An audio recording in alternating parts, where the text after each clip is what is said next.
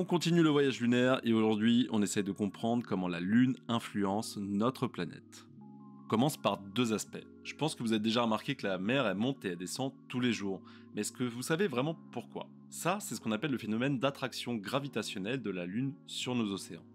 Pour faire une image, il faut imaginer la Lune comme un aimant puissant qui tire sur les océans de la Terre. Ce tirage, il crée une bosse d'eau sur le côté de la Terre qui fait face à la Lune et une autre sur le côté opposé.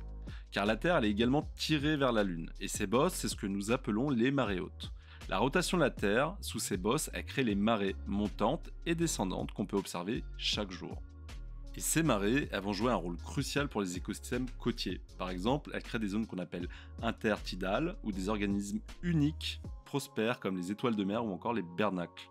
Les marées, elles sont également essentielles pour les activités humaines. Comme la pêche, les pêcheurs ils vont planifier leur sortie en mer en fonction des marées pour maximiser leur prise. Ça va toucher aussi les conditions de navigation. Par exemple, dans certaines régions où les marées elles peuvent être très puissantes et créer des courants très très forts, les marins ils doivent connaître les horaires des marées pour éviter de se mettre en danger.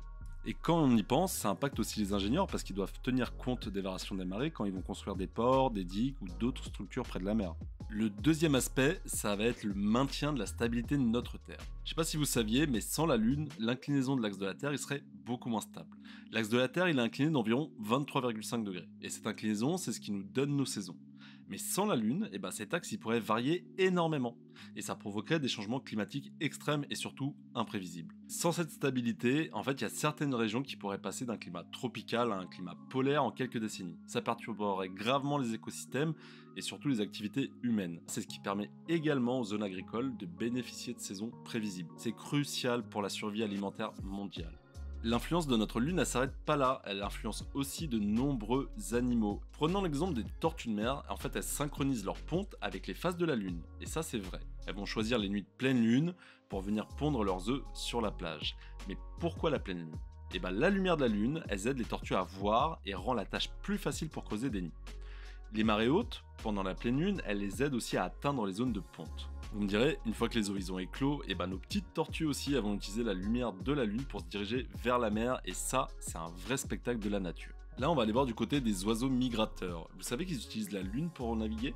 Et ces oiseaux, ils parcourent des milliers de kilomètres chaque année. Ils traversent des continents entiers pour se reproduire et trouver de la nourriture. Et la Lune, elle leur sert de boussole naturelle pour rester sur la bonne voie. Les poissons aussi, ils vont utiliser la Lune pour leur migration. Si on prend l'exemple des anguilles européennes, elles naissent dans les mers de Sargasse et après elles vont migrer en se basant sur les phases lunaires. Les lions, par exemple, ils sont actifs pendant les nuits de pleine Lune car ils peuvent mieux voir leur proie. Elle influence aussi la flore. Depuis des siècles, il y a des agriculteurs qui suivent les phases de la Lune pour planter et récolter. Et ils croient que la Lune montante et descendante, ça affecte la croissance des plantes. Et bien qu'elle n'a pas été prouvée scientifiquement, elle est largement suivie par de nombreux jardiniers et on peut trouver énormément d'ouvrages à ce sujet. C'est tout pour aujourd'hui, j'espère que la vidéo vous a plu, elle était un petit peu plus longue que d'habitude. N'hésitez pas à vous abonner, à partager, à commenter et faire le maximum pour que la chaîne trouve sa visibilité et son public.